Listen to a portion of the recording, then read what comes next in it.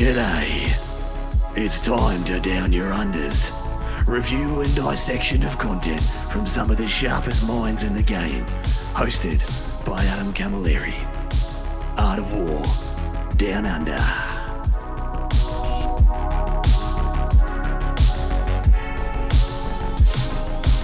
G'day everybody and welcome to another spicy episode of Art of War Down Under, episode 243, and we are here to review the new missions. I'm joined by my wonderful lad who I turn to in such cases. You know him, you love him. He's the greatest athlete in all of Australia, Matt Morosoli. Hello, mate. Hey, mate. How you doing? Pretty good. So we have spicy new missions that have just come out. Now, there is a bunch of different stuff I could be reviewing right now. So if anybody's wondering, blah, blah, blah, why didn't you do Space Wolves? I'm reviewing Space Wolves tomorrow with one of the lovely gentlemen from Team England. Mr. Radcliffe himself will be joining me, and we'll be reviewing that, and that'll be coming out on your regular Tuesday review. This will be coming out and dropping for everybody on as the NDA goes up on the Saturday. And then on the following Tuesday, you'll be able to get your Space War goodness.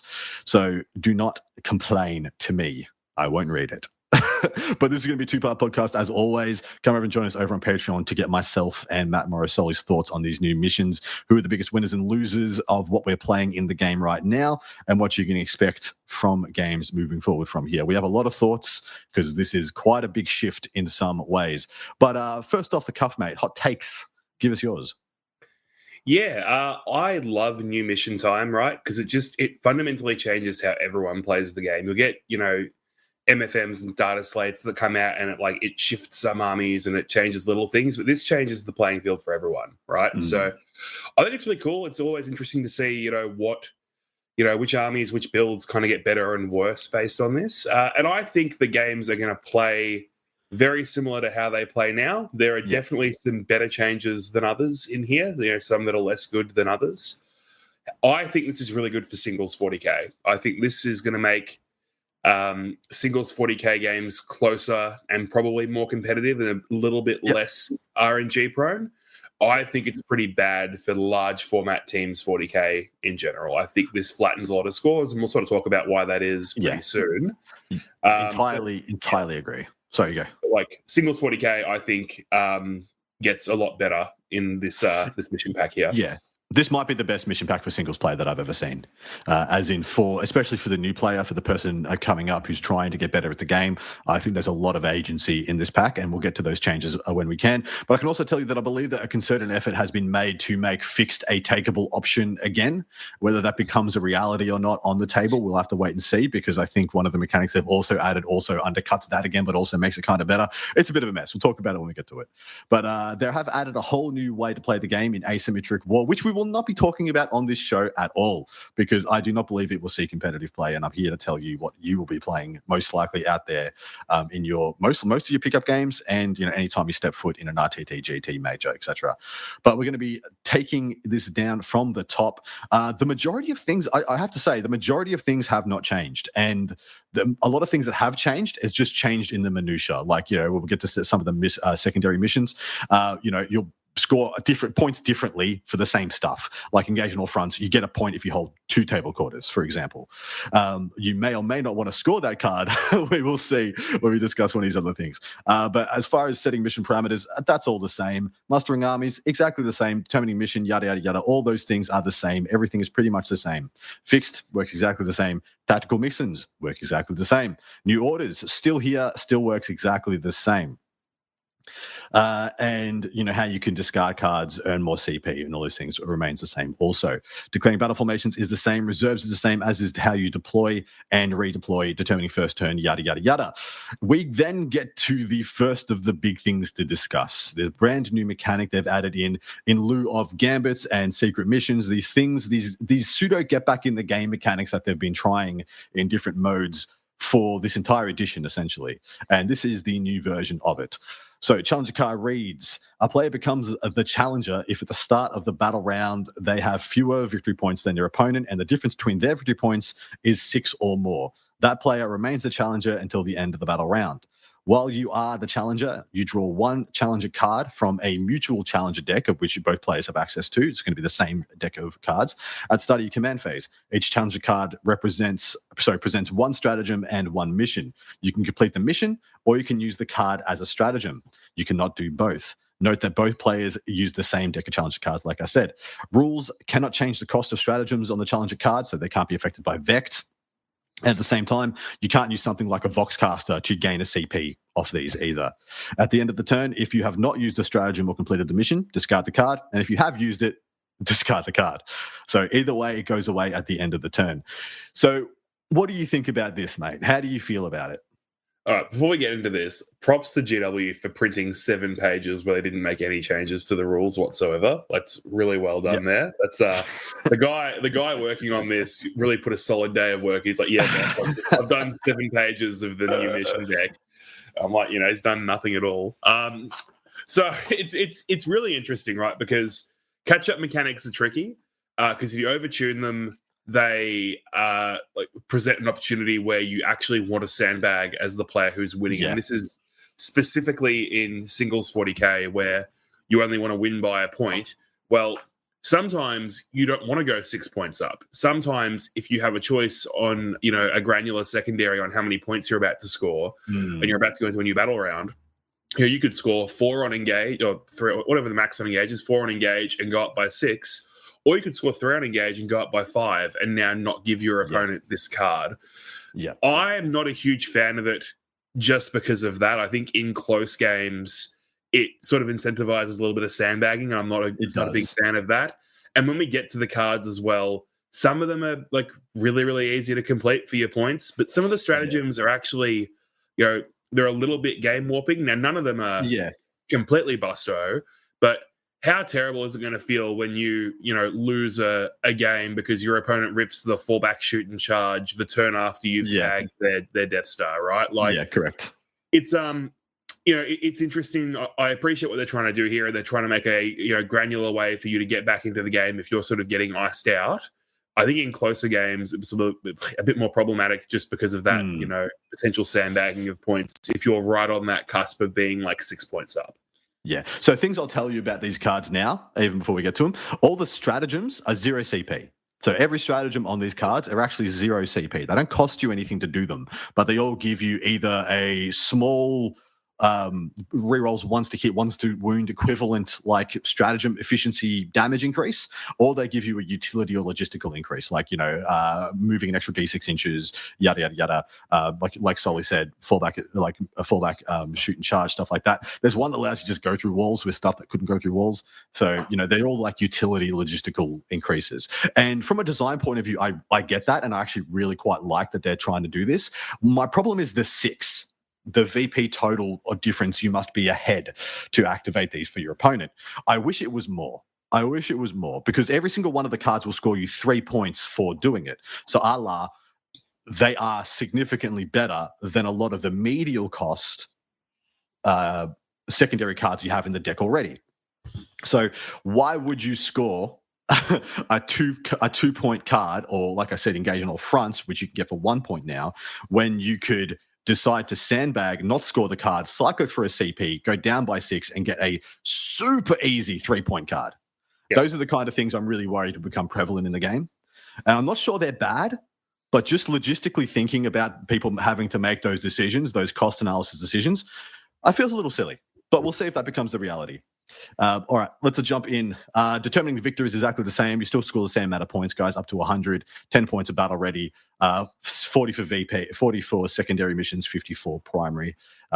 Exactly as you would think. Actions are exactly the freaking same as well. There is designer notes in here to outlay that if things come back from the dead and you scored VP from their deaths, you still got to score those VP and any additional you score from their further deaths.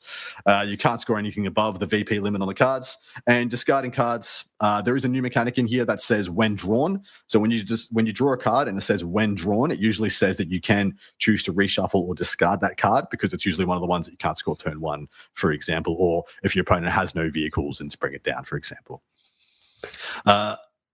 And, same thing about no, you can't do the same action more than once unless it specifically says. As far as deployments go for Strike Force missions, they're all exactly the same, aren't they, mate?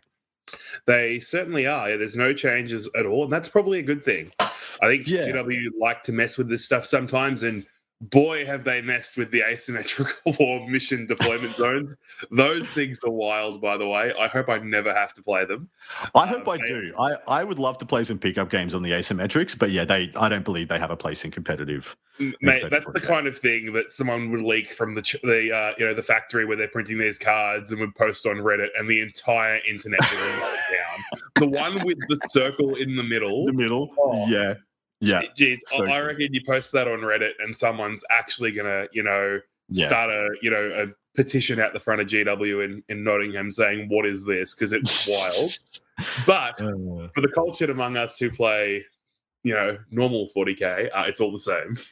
Yeah, and I'm of the opinion this is the best deployment pack that we've had, the best 6, options of deployment that we've had probably ever in the game. So I'm very happy they didn't mess with them any further. And essentially, the only addition that they have from ages past is the tipping point style. Like the tipping point and the sweeping engagement has been the most recent evolution to deployment maps, and I'm all for them. I think they're fantastic. So I'm very happy that they kept the same 6 deployments. Yeah, those have grown on me a lot. I didn't actually like them on release. I quite like playing them now. They're pretty good. Too. Yeah, I'm even down with sweeping engagement. People were like, "Oh no, that's going to be the death of the game," but I'm actually kind of fine with it. All right, into the primary missions. Taken hold. It's exactly the same. Before we start, we probably want to talk about the mission rules that aren't mission rules anymore. Okay. Yes. Tell us. Yeah, well, so the way you used to set up one of these games is you would have your primary objective, your mission rule, and your deployment. There's just now no mission rule. So they've amalgamated a lot of the mission rules, the banners, the swift actions, those sort of things into the primary mission. Now, a lot of those rules don't exist anymore, but a few of the more interesting ones, the supply drops and what have you, have their own mission now. So you just pick a mission and a deployment. There's no more mission special rule that is layered on top of that.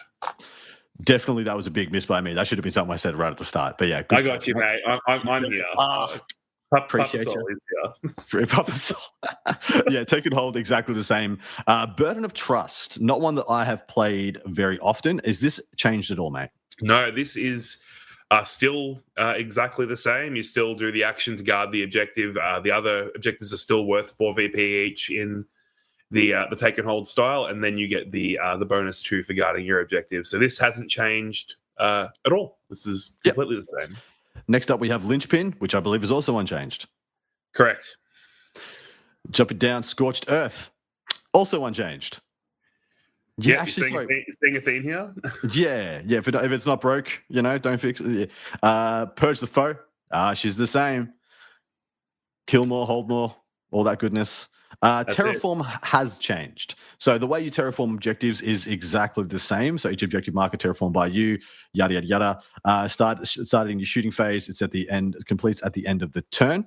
Sorry, one or more units from your army, each within range of different objective marker, not within your deployment zone. It completes at the end of the turn. If the performing unit is the action is still within engage with the same objective marker you control. So this one is dramatically different. First and foremost, for the fact that it only gives you 1 VP for each terraformed thing, and also you can unterraform the stuff off your opponent. So if your opponent terraforms the mid-board early, they can't just run away, take the points every turn. Your opponent does get the chance to terraform them back. Now, do you have to terraform them twice to get it back under your control? Like similar to, you kind of flick the switch to the neutral position, then have to switch it back to you? I believe so. It says if completed, each of those objective markers is terraformed by you. If that objective marker was no, you don't. You only have to do it once. It says if completed, these objective markers is terraformed by you. If that objective marker was terraformed by your opponent, it no longer is. So both of these things apply. I guess what they're saying is that if you terraform one, your opponent is terraformed. It is both removed from their control and you gain control over it. Yeah. So this is a really interesting change. The fact that it's nerfed to 1 VP is very good. Terraform was very swingy. There are often games that are decided by one person getting a turn 1 terraform, often denying the other person's turn 1 terraform, and that's a feel bad. Now you can kind of stop the bleeding if your opponent gets one off early and then you're on top of them late game, you can unterraform their objective. But also the fact that it's only 1 VP does kind of stop that. Do it on turn 1 and basically get 8 points for your action. And it also means if you get 3 terraforms off late game because you haven't been able to get one off, it's no longer like a massive stacking, Correct. like thing at the end of the game. So this is a good change. It's a little bit more keeping with it, like flipping them back and forth, but like overall, I think this is positive. Yeah, and you score your terraform at the end of the turn. So you score it on the turn you terraform it. Yeah. Which also is a big thing. So you rush out turn 1, terraform 3 things, you'll get 3 points straight away. You may not be able to hold on to any of them, but you'll still take a little bit of a points lead. The only issue is, have you bled out too many units too early, et cetera, et cetera. I'm really keen to play this. I like they've clarified it's one unit in range of a different objective marker. So you can't have your one silly 20-man unit move out really fast. Terraform everything. Yeah. Terraform 3 objectives. You have to do it with several units. But it creates an interesting sort of like unit economy where you're realistically both going to get one on turn 1, but does one player have more stuff to go and do it, on the middle perpetually, twice, 3 times and get those extra points? Exactly right. All right, hidden supplies, as far as I can tell, has not changed. Was it the extra 5 points if you controlled 3 objective markers, or was it always control more? No, so this is different, right? Because hidden supplies used to be the mission special rule. So that the mission special rule part of this works the same way. You still get the extra objective, but you would used to layer hidden supplies on top of like another primary mission. So it could be like hidden supplies take and hold, or hidden supplies linchpin. Now it's just 5 VP for holding 1 out of your DZ, 5 more for holding 2 out of your DZ, and then an extra 5 if you hold more than your opponent, including objectives in your deployment zone. So there's like a 5-10 that only work in no man's land, and there's a hold more that includes your home deployment zone objectives. I like it. I think it's pretty good. I'm generally not a fan of hidden supplies that much, but the caveat that for the 10 you have to be controlling 2 in no man's land, I think creates agency, because a lot of the time hidden supplies was the 10-10 mission. It was just, cool, you're going to take 10s, I'm going to take 10s, and whoever goes second has the clear advantage, was how I used to see it. Well, it's probably just less like both players get 50, which is kind of what happened pretty often on this mission, right? Like it'd be you just get 15s because both players hold half the board for the whole game. Correct. But now that 15 is hold more, like it's pretty easy to deny that. Again, it might still be pretty drawish, but like there is that potential to, push bigger primary scores if you actually push your opponent. So I think it's good. I think it's a good change. I think it's a good change. All right, next up, one of my most loathed missions, the ritual. Really? I like the ritual. I don't know. I dislike the ritual because it just, I don't know, it just makes a lot of silly things happen. You used to put your own objectives down in 40k, man. I miss getting really drunk at Terracon and like flipping the little marker onto the table and playing the objective wherever it landed. Yeah. Like you just flick it like a pog. I like the objective markers. That was the ultimate disrespect. I'm better than you. I'm just going to throw my objective marker in the air and whatever it lands, we're playing. That's it. So the ritual is the reason I dislike the ritual is because it's the literal the jail strat juice mission where I have jail, I went first, you don't have a game, and that's why it always bums me out. But sorry, and that's because that happened to me at ATC a certain year some time ago in the Yonder. But the ritual is quote from Adam. Oh, this is great. This is a 15 on turn 2. Yeah, this is not looking great. This is a 5. I went second. Just had to go first. It wasn't a problem. All right. The action is the same in your shooting phase. 1 unit from your army. Set an objective marker anywhere on the battlefield wholly within no man's land and within 1 inch of your unit, provided it can be set up exactly 12 from one of other objective marker in no man's land and not within 6 of any other objective marker. And then, of course, it's the same 5 VP for each one that you hold. Yep. Moving on, unexploded ordnance, one that I have never played. Never have I ever. I don't know what this does. You can take this one because I don't know what it does. All right, I'm going to read it because it might be me reading it for the first time. Start of the battle, each objective marker within no man's land becomes a hazard objective marker. I'm reading it out because I don't know if anything's changed because I've never played it. So starts your shooting phase. 1 or more units from your army, each within engagement range. So each within range of a different hazard objective marker you control. Completes at the end of your turn if the unit performing this action is still wholly within range of the same hazard objective marker you control, and you control that objective marker.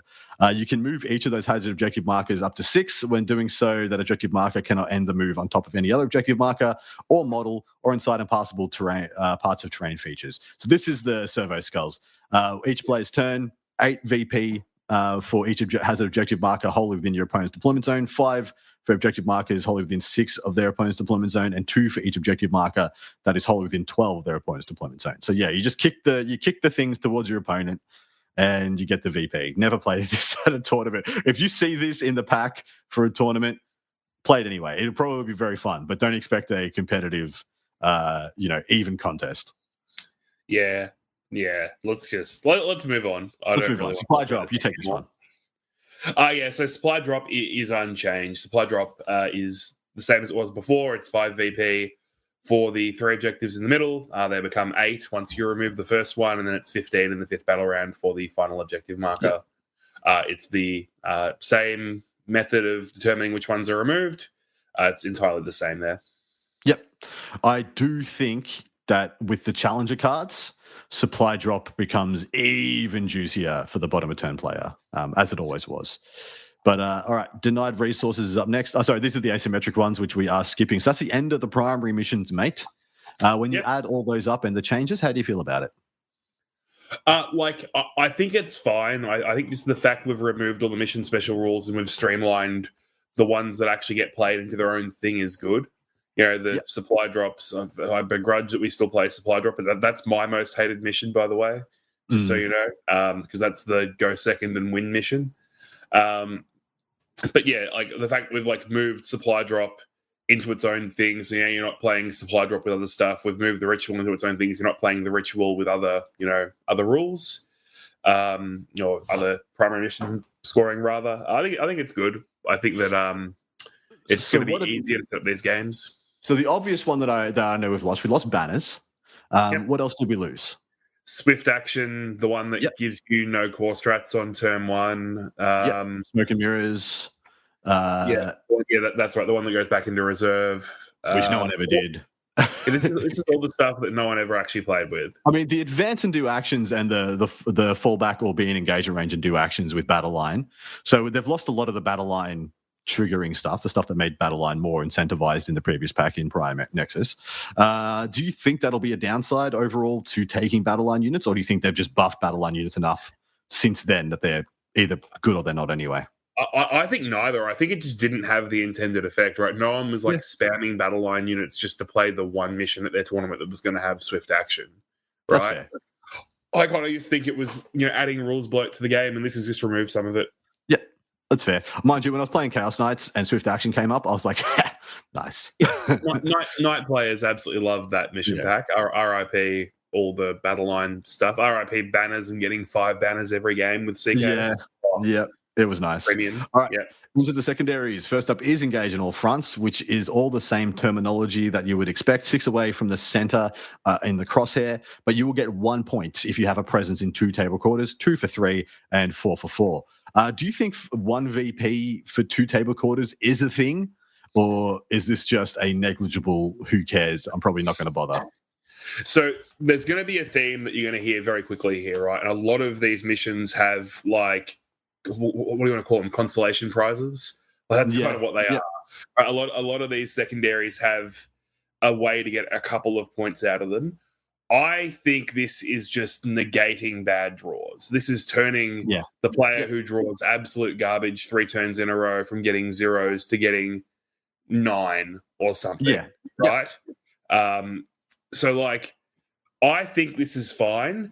My actual problem with the way they've changed this is the fact that a lot of them score pretty granularly. So it means if you're the player who's going second and you're going up in points, you can throttle how much you score a bit easier to manipulate your opponent's challenger cards. That's what I don't like about it. But I think in general, this is good. I think in general, it feels bad to rip engage when you've got 3 units left on the board and one of them's nowhere near a table quarter, right? So this is good. Yeah. And to your point, they've both added granularity and possibly the most powerful get back in the game thing in the same pack.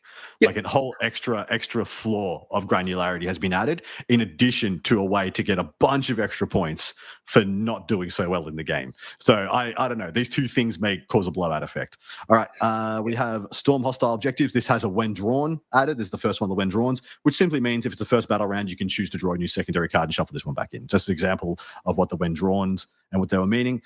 This can be taken as fixed. And like I said, I think they've pushed fixed a little bit more. They're trying to make fixed be an actual option again, because it literally has not been an option for the last 12 months. Have you taken fixed at all in the last 12 months?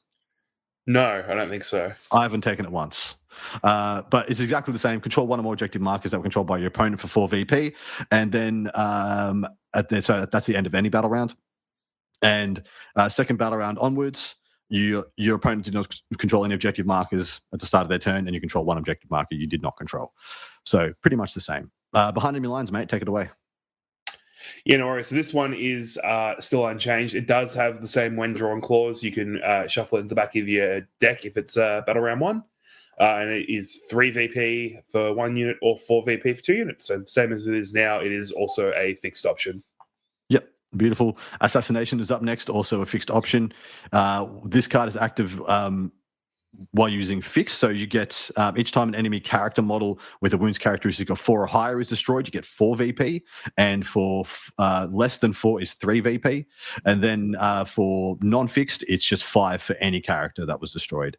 And if all enemy character models have been destroyed during the battle, you get 5 if you just draw this and they're all already dead. I think fixed is not an awful assassinate option. I think assassinate, there is some armies out there where fixed assassination isn't the worst thing in the world, even right now on these terms. But still, you gotta be able to pair it with something good, right?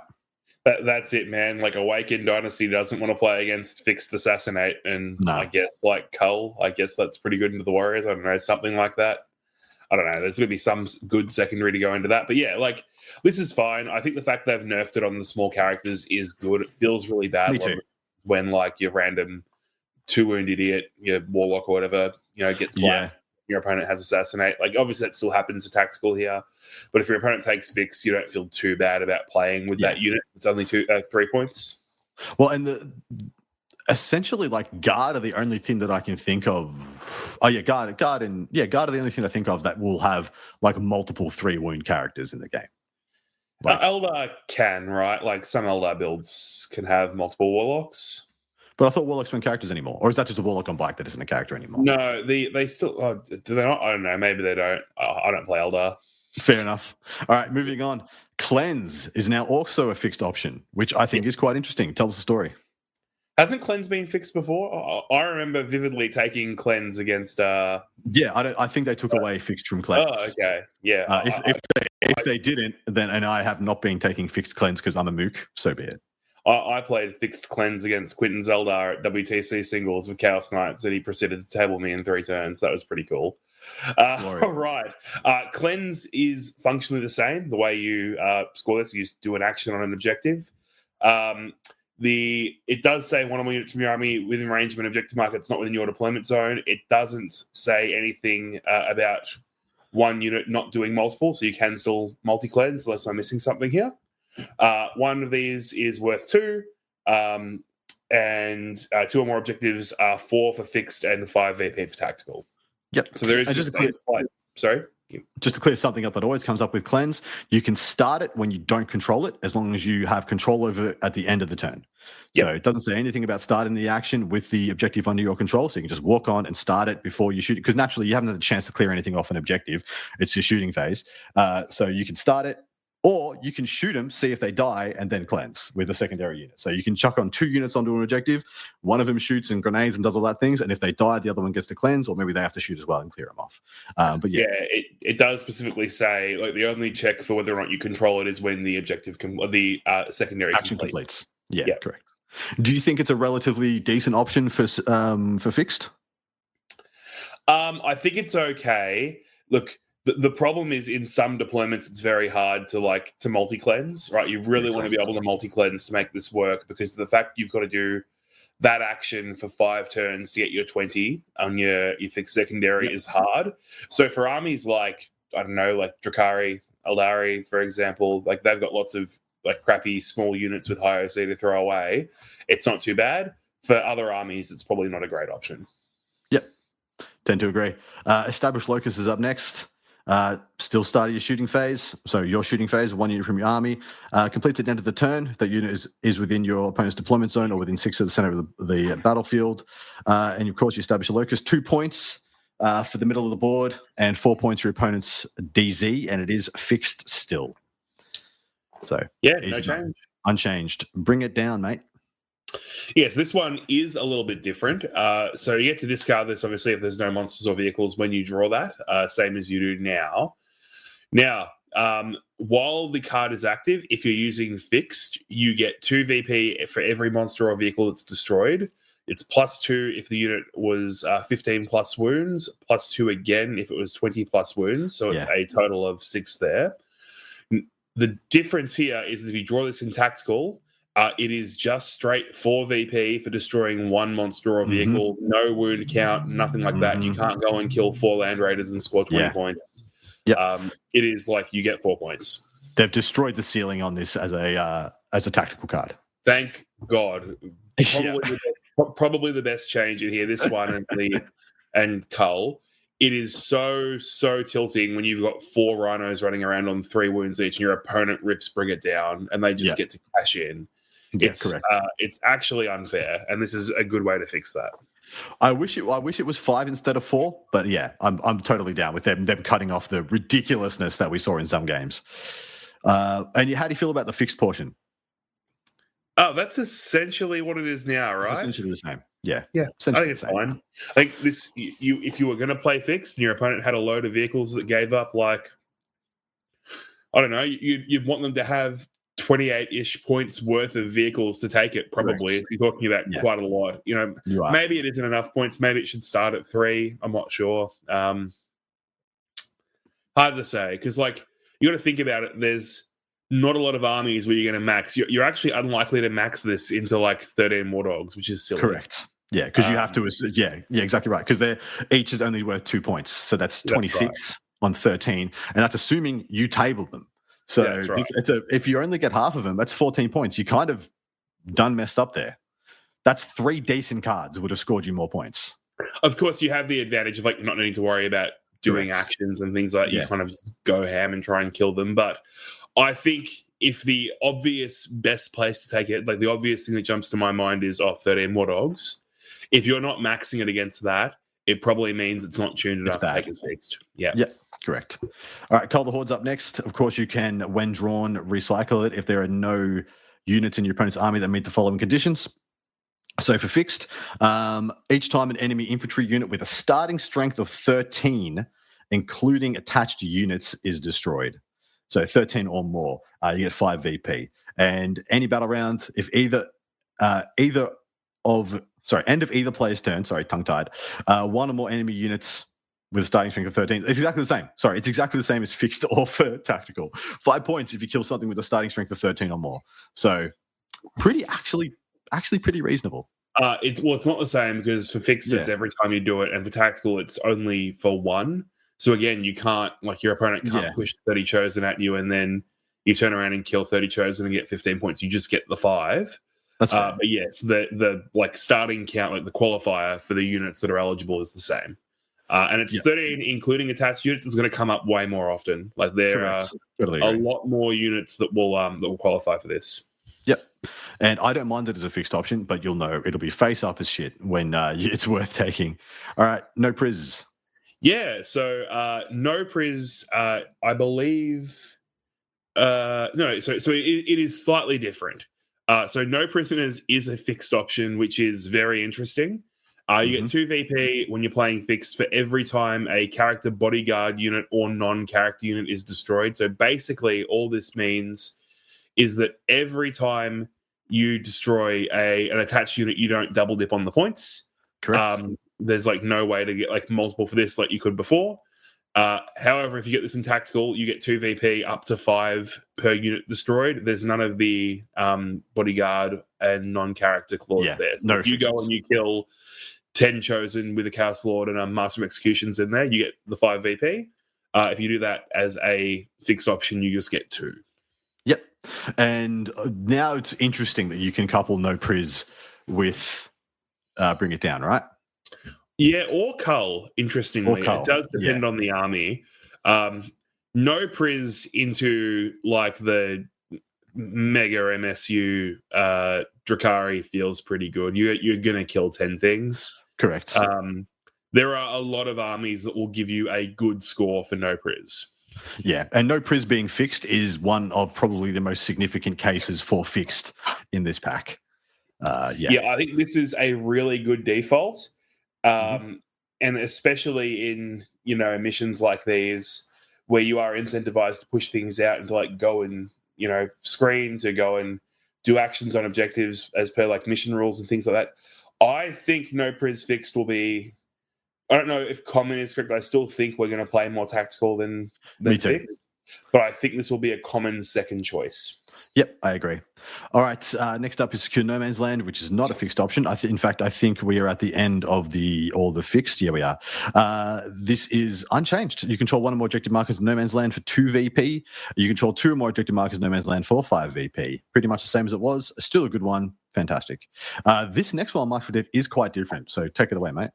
Yeah, so Mark for Death works the same way in terms of your opponent selecting 3 units when you draw the card.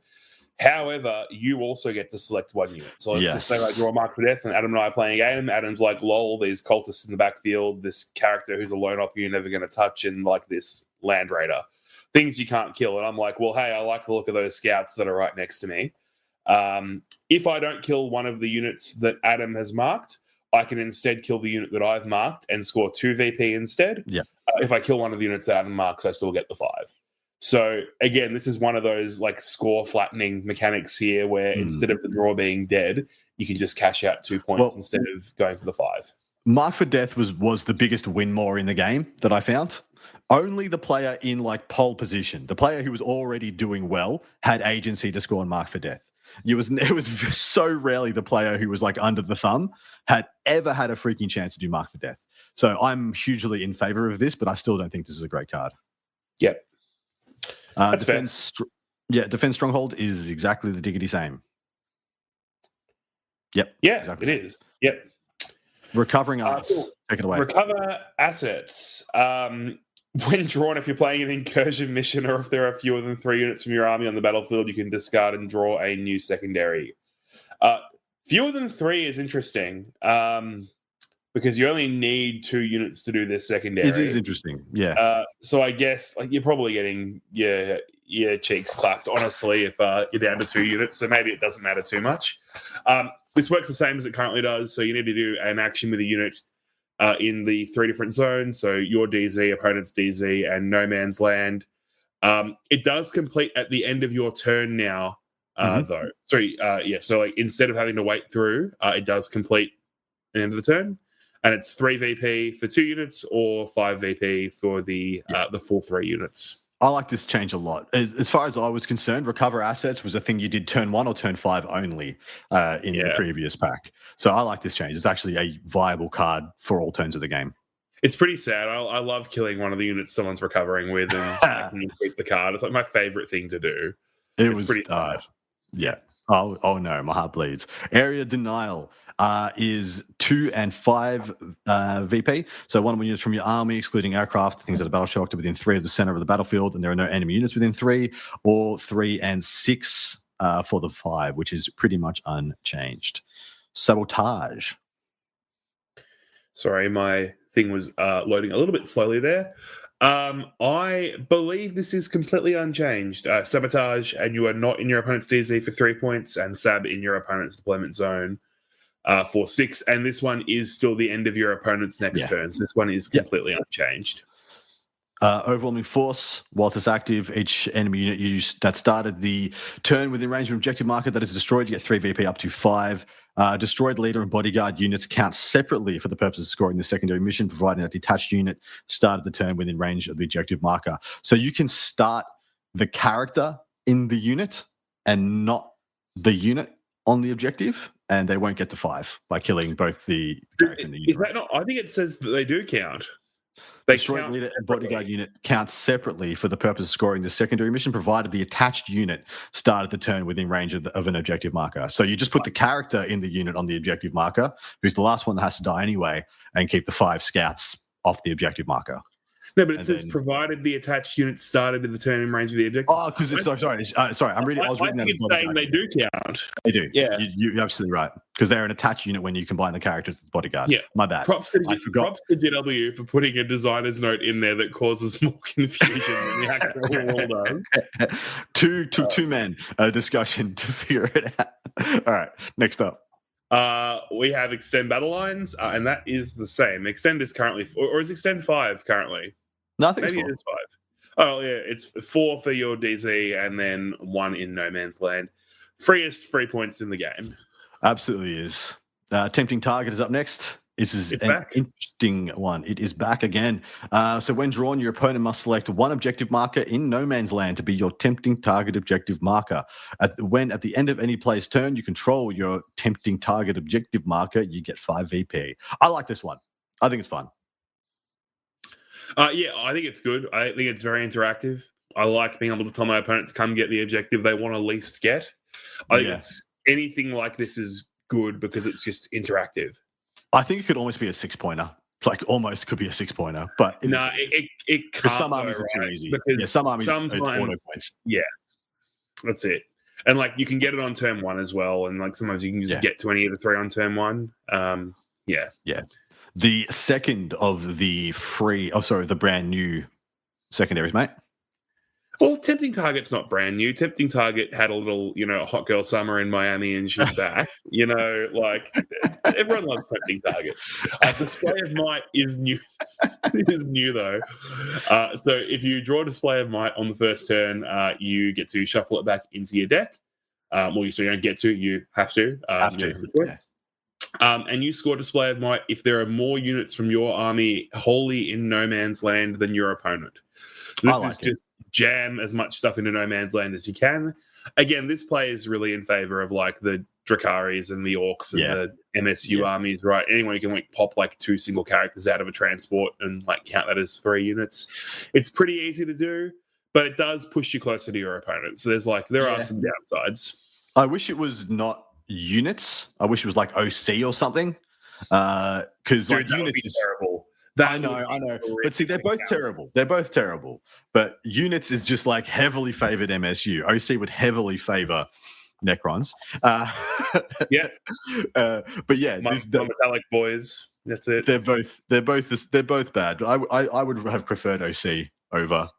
But it's more counting, I guess, for that one. Anyway, that's the end of the secondary pack. What do you think of all the changes in totality?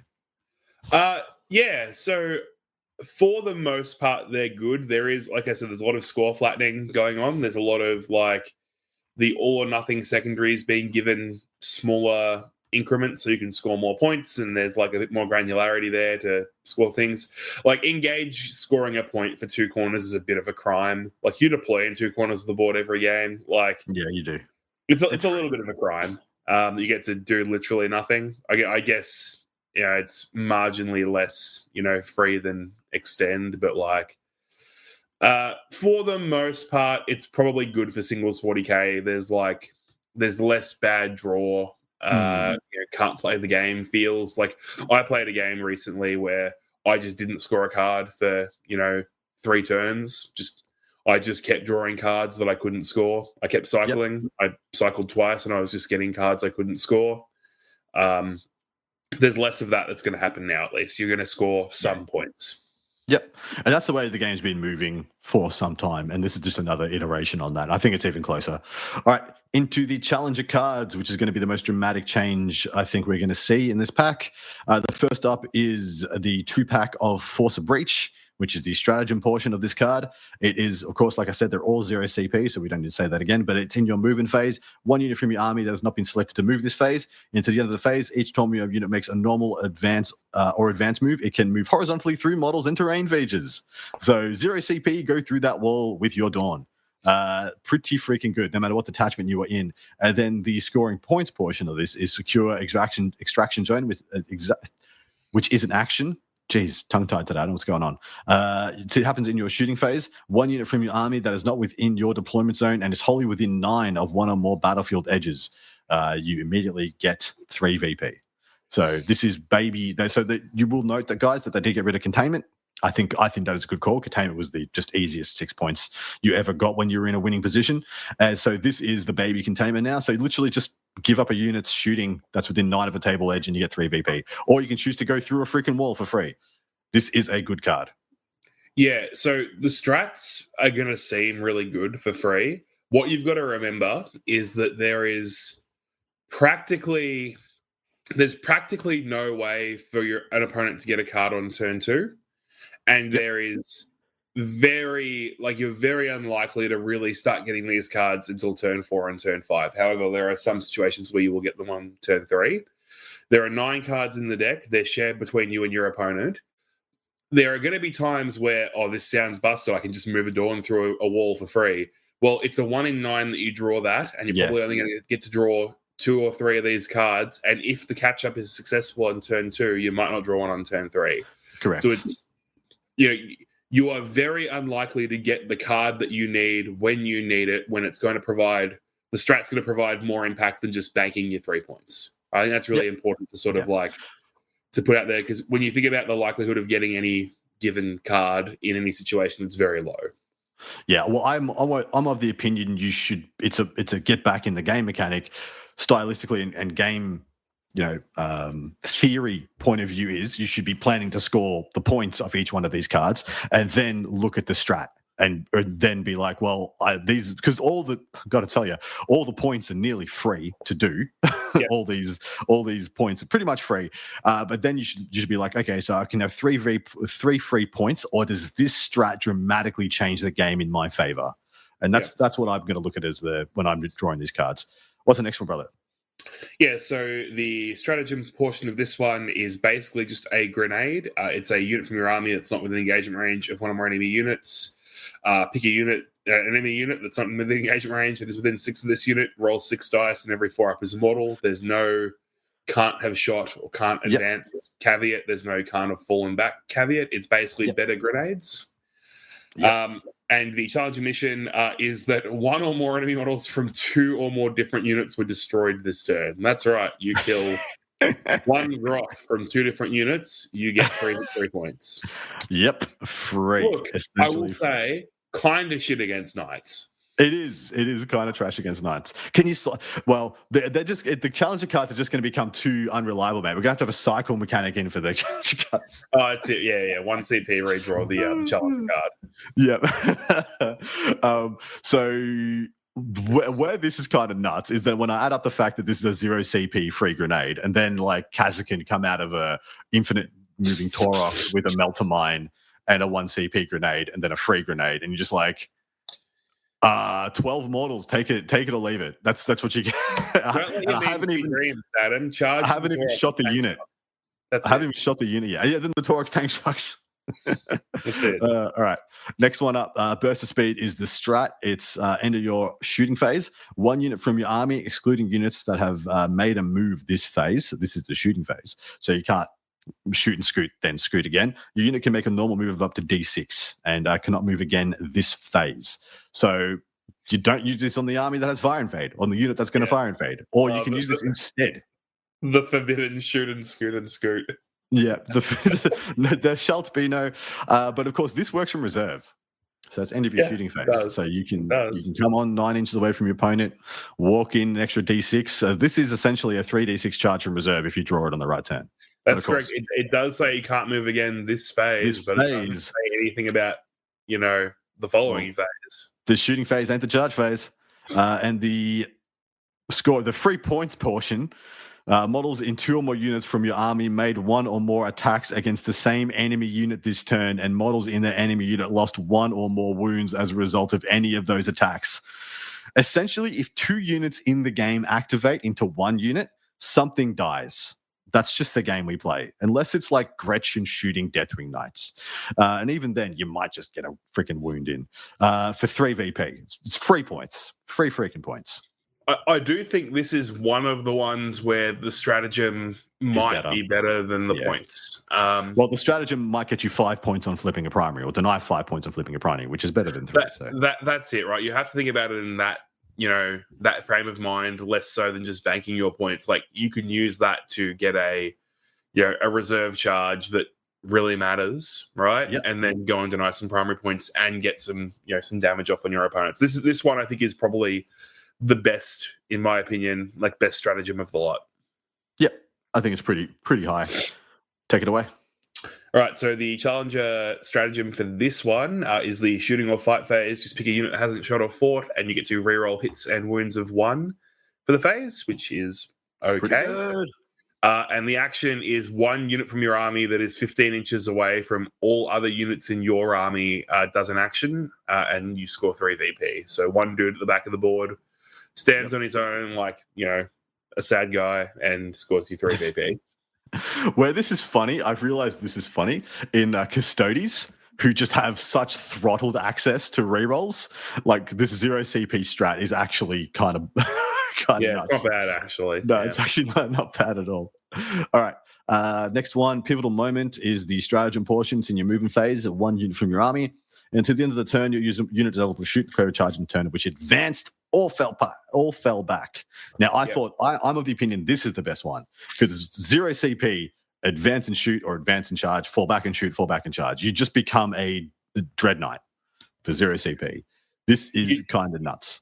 You do, but it doesn't let you do something you couldn't do otherwise, right? Like, I guess, sure, like, I understand that it gives a unit advance and charge or fall back and charge, right? But I feel like the moving from reserve, or like getting the shoot and scoot, just like it's something that's like so limited to who can do that. Correct. That is fair. And the 3 points is 1 or more enemy units were destroyed this turn for 3 VP. So we just went over no prisoners, which is 2 VP for killing 1 unit. This is 3 VP for killing 1 unit. So this is just better. If you're not going to kill a second unit, this is better than no prisoners, which is wild. Cool. The next challenger card we've got is Great Haste for the stratagem. This is a unit that hasn't been selected to move this phase. You get to add D6 to their movement.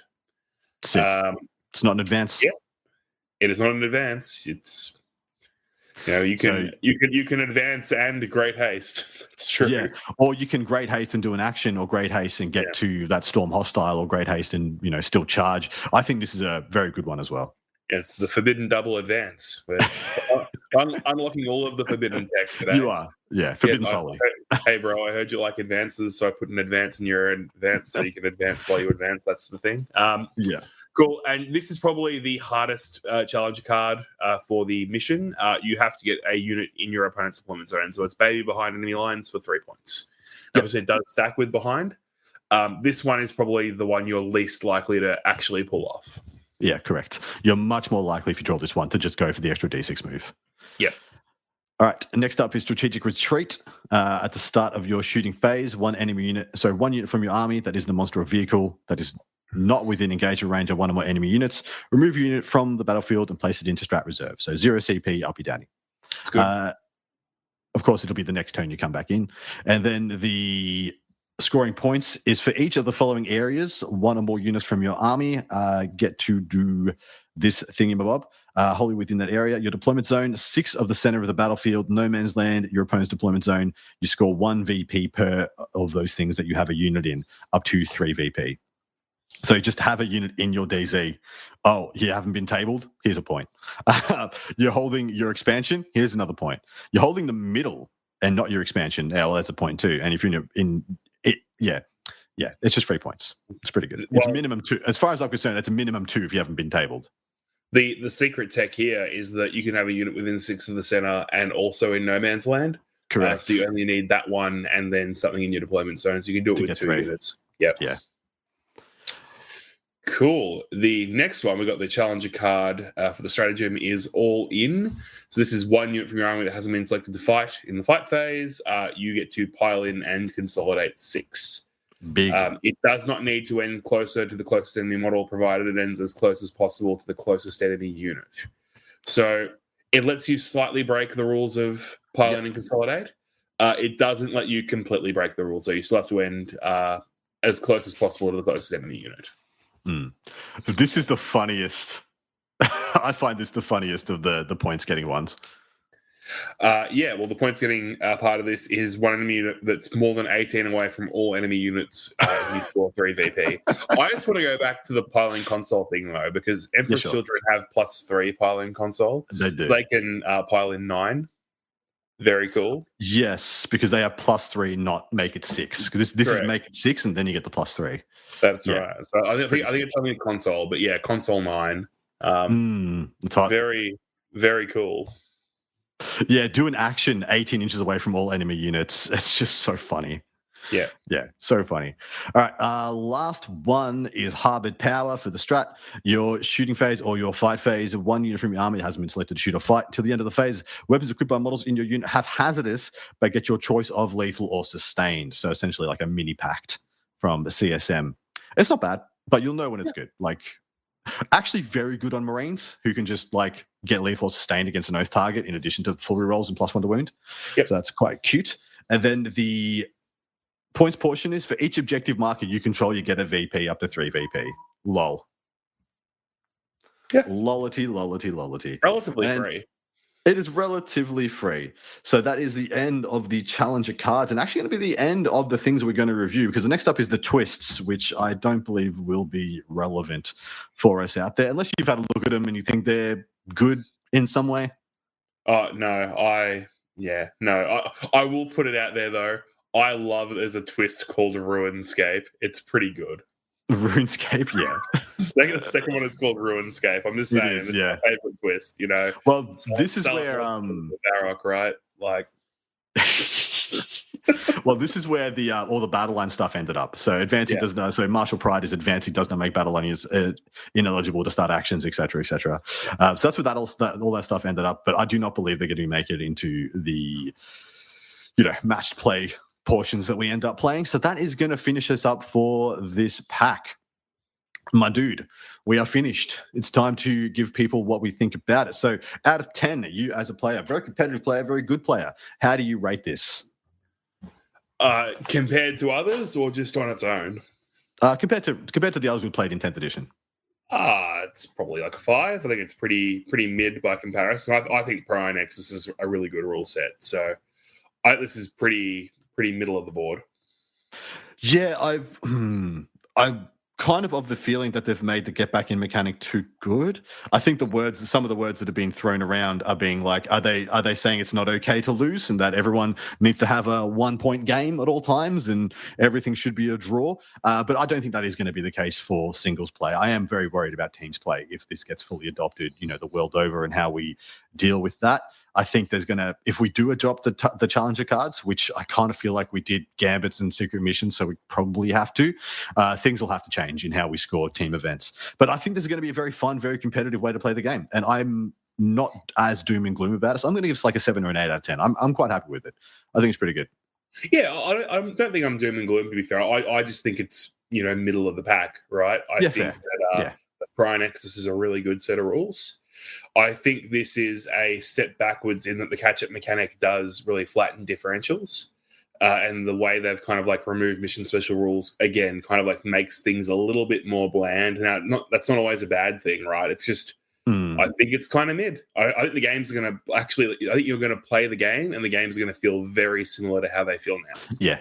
Yep. I agree with that. All right, my dude, we are going to sign off and go and record our part 2. We're going to talk about some of the biggest winners and losers coming out of this pack. And talk about the meta as a whole, because a lot is going on. Sweet mother of mercy. It's like they want to get every codex out by the end of the financial year or something. I think that's exactly what they want to do, because we are getting codexes rained on us like Salt Bay from a great height. But my dude, anything else you'd like to say before we check out? Nah, man. I'm keen to go talk on part 2. Come and hear more of my voice note things, and I'll tell you what things I think are good, I guess. Wow. I couldn't have said it better myself, mate. I'm a wordsmith, mate. That's why they give me the big bucks. Consummate athlete professional. All right, see you there, guys.